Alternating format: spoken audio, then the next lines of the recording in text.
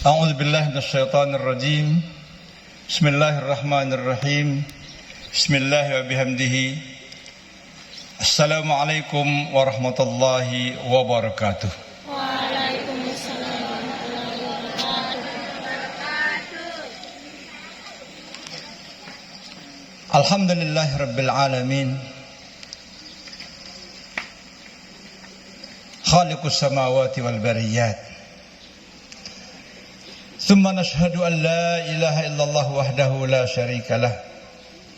Wa nashhadu anna sayyidina Muhammadan abduhu wa rasuluh. Allahumma aslih umat Muhammadin sallallahu alaihi wasallam. Wa farrij an ummati Muhammadin sallallahu alaihi wasallam. Warham umat Muhammadin sallallahu alaihi wasallam. Wa anshur wahfal wa ayyid nahdatal watani fil alamin bihaqqi Muhammadin sallallahu alaihi wasallam.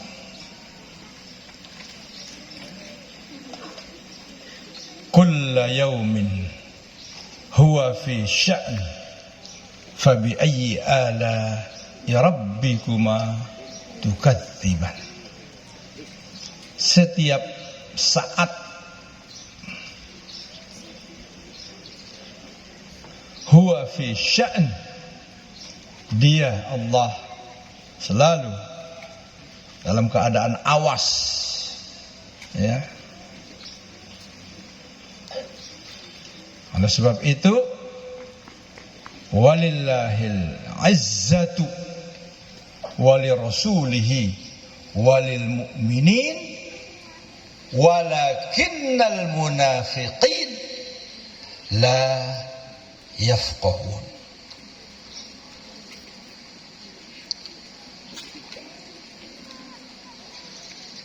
Saat-saat, hari-hari, minggu-minggu, bulan, dan tahun demi tahun, orang beriman itu haruslah fi sya'n, harus dalam keadaan aktif, harus dalam keadaan bergerak, harus dalam keadaan sibuk, harus dalam keadaan melahirkan prestasi-prestasi. Itu makna kulla yaumin huwa fi sya'n.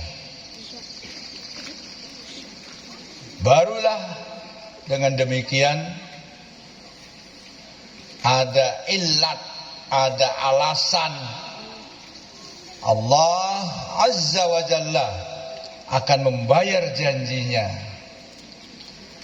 Innal ladzina amanu wa 'amilus salihati la yastakhlifannahum fil ardi wa la yumakkinanna lahum dinahumul ladzir tadalahum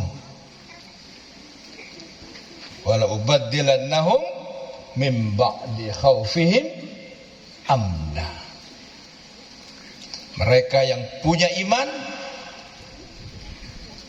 didasari dengan ilmu, lalu dengan iman dan ilmu itu dia beramal saleh, Allah janji bahwa dia akan memberi engkau kekuasaan, tidak hanya di tempatmu berdiri, tidak hanya di tempatmu berada, tetapi la yastakhlifannahum fil ardi.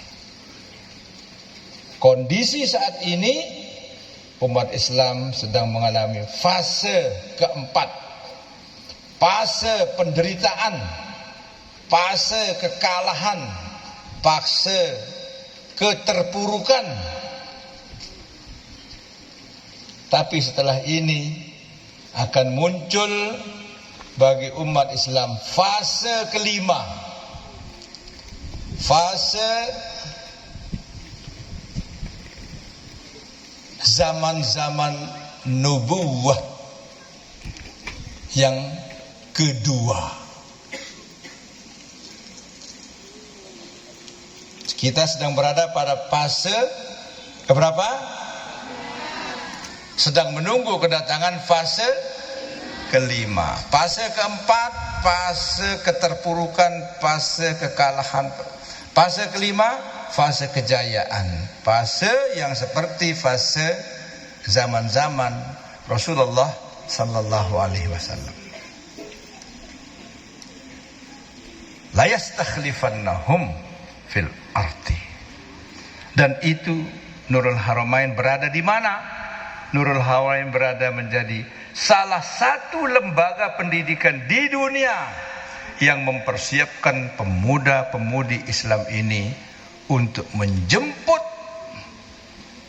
untuk membuat situasi, membangun kondisi, menyiapkan segala keperluan-keperluan agar secepat-cepatnya fase kelima itu kita peroleh dan kita menjadi salah satu bagian daripada tercapainya fase kelima itu. Takbir.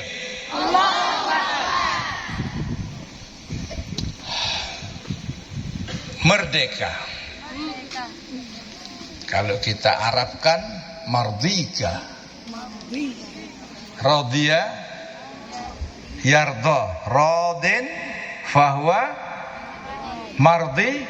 Mardiyun. Jadi mardiyun sigah ismul makan, ismul zaman, ismul alah adalah tempat, waktu di mana Allah Subhanahu wa taala menurunkan keridhaannya, memberikan keridhaannya khususnya untuk bangsa Indonesia. 17 Agustus kemerdekaan kita terjadi pada hari apa? Tanggal berapa? 17 Agustus Ramadan 17 bulan Ramadan. Teori-teori konspirasi mengatakan bahwa diculiknya Bung Karno karena memang kemerdekaan Indonesia ini sudah disiapkan oleh CIA Amerika pada tanggal 17 Agustus 1945 itu. Sebetulnya bisa saja Indonesia itu tidak merdeka, bisa saja merdekanya nanti, karena tidak banyak yang sepakat Indonesia diproklamirkan kemerdekaannya pada hari, tanggal dan tahun itu. Sebab memang bangsa Indonesia belum siap untuk diberikan kemerdekaan. Persis seperti anak kecil, berani kamu kasih uang 1 juta untuk belanja ke pasar? Batasnya berapa?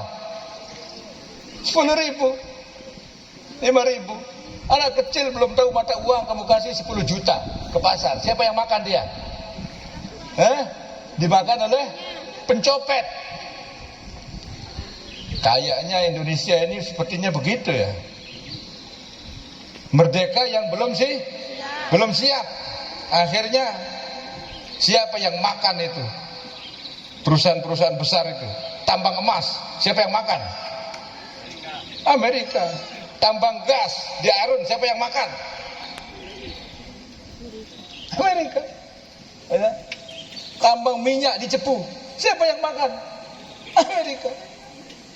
Perkebunan yang besar-besar, siapa? Belanda. Pabrik bir, pabriknya siapa? Belanda. Bank sentral di Indonesia, Belanda. Dalam keadaan Indonesia sedang merdeka. Itu bukti bahwa pendapat yang mengatakan Indonesia sebaiknya jangan proklamir dulu karena bangsanya sendiri belum siap.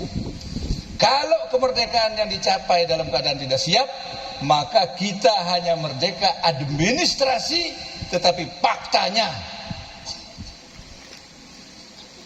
ternyata orang yang berpesta pora di atas kemerdekaan kita. Kita hanya menggelar karpet merah untuk orang berpesta pora di atas kemerdekaan kita. Tetapi, untung ada tetapi ya. Untung ada tetapi. Tetapi ini seperti pintu tobat yang lebar sekali ya. Tetapi ada pendapat yang mengatakan tidak. Dan itulah yang ditulis dan itulah yang dicatat di dalam teks kemerdekaan kita itu tadi. Berkat rahmat Allah Subhanahu wa taala. Mana dalilnya? Mana buktinya? Allah Subhanahu wa taala mentakdirkan kemerdekaan bangsa Indonesia pada hari Jumat, Sayyidul Ayyam. Rasulullah SAW katakan Allah menyembunyikan detik di dalam hari Jumat itu, siapapun yang berdoa maka Allah akan mengabulkannya. Itulah hari di mana Indonesia diproklamirkan, yaitu pada hari Jumat. Hari dan minggu yang paling mulia. Lalu terjadi pada bulan yang paling mulia, yaitu bulan Ramadan. Ya, Sayyidus Syuhur. Tadi Sayyidul Ayyam, sekarang Sayyidus Syuhur. Tidak ada lagi yang lebih tinggi daripada itu. Lalu pada malam yang lebih mulia dari 1000 bulan, yaitu 17 Ramadan, hari turunnya Al-Quran, malam Lailatul Qadar. Apakah ini bisa dibuat oleh Amerika? Nampaknya ini yang menentukan Allah. Karena apa? Karena Allah ridho. Karena kemerdekaan kita itu mardi. Mardika ya Allah. Di bawah naungan keridhoanmu ya Allah, kami merdeka. Pada hari terbaik, minggu terbaik, bulan terbaik, malam terbaik, berkat rahmat Allah terjadilah. Betulkah CIA? Mungkin, tetapi Allah yang menggerakkan tangan dan hati mereka. Allah yang menggerakkan pemuda-pemuda mereka. Kalau mereka tidak yakin, tidak mungkin mereka berani memproklamirkan kemerdekaan itu. Tetapi karena mereka yakin, maka mereka memproklamirkannya. Dan aku sekalian, guru-guru yang saya cintai, seandainya negara-negara muslim di dunia tidak kuat mendukung kemerdekaan Indonesia ini, bisa saja Indonesia itu hanya proklamirnya saja, setelah itu tutup cerita, selesai cerita. Tetapi umat Islam, orang-orang kaya muslim di seluruh dunia mengamalkan harta mereka untuk bergerilya dari negara ke negara mencari dukungan agar negara-negara itu mengakui kemerdekaan Indonesia. Dan negara pertama yang mengakui kemerdekaan Indonesia adalah Mesir. Kemudian baru Palestina, kemudian baru Suriah, kemudian dan seterusnya. Seandainya negara-negara muslim tidak ada, lalu negara yang lain tidak mau mengakui, apakah kemerdekaan Indonesia ini jadi? Tidak. Maka kita berutang kepada Mesir, kita berutang kepada Palestina. Ketika kemerdekaan Indonesia akan dihancurkan, penyerangan Surabaya dilakukan oleh pasukan sekutu, kapal-kapal perang dari Eropa dan Amerika yang membawa pemakanan, yang membawa tentara, yang membawa pasokan senjata-senjata berat untuk memperpendek jalan. Mereka harus melewati terusan Suez yang ada di Mesir. Ikhwanul Muslimin, pembela-pembela kita yang di Palestina, langsung berkumpul di terusan Suez dan menyewa kapal-kapal, perahu-perahu kayu, menghadang kapal-kapal yang akan memberikan bantuan kepada pasukan sekutu di Surabaya. Dan mereka bakar kapal mereka sendiri agar kapal-kapal tanker itu tidak bisa datang membawa minyak, membawa pasukan, membawa obat-obatan, membawa peralatan perang, tidak bisa lewat sampai ke Surabaya. Itu diantara yang menyebabkan Bung Tomo dan kawan-kawan dapat melumpuhkan pasukan sekutu yang di Surabaya. Kamu lihat bagaimana mardika ya Allah, bagaimana Allah meridhoi kemerdekaan bangsa Indonesia ini, sehingga ada saja jalannya. Tidak mungkin bambu runcing sama bedil locok. Tahu nama bedil locok? Bedil locok tahu? Nanti kamu cari pelurunya, kamu harus buka, masukkan lagi, kocok, nah, baru kamu nembak. Baru kamu cari mesin saja, kamu sudah tembus, ditembak oleh musuh. Bedil seperti itu yang kamu punya untuk melawan sekutu di Surabaya itu. Dan selebihnya adalah bambu runcing. Apa bisa menang? Sebetulnya itu tidak sunnatullah kalau menang itu kemarin itu. Allah kasih kelebihan, ya. Allah kasih kelebihan. Kalau sunnatullah itu ya harusnya kalah ya. Ya kan? Tahu nama sunnatullah? Misalnya itu Ustaz Farid itu kalau main tinju lawan Mike Tyson, sunnatullah itu dia menang atau kalah? Kalah sunnatul.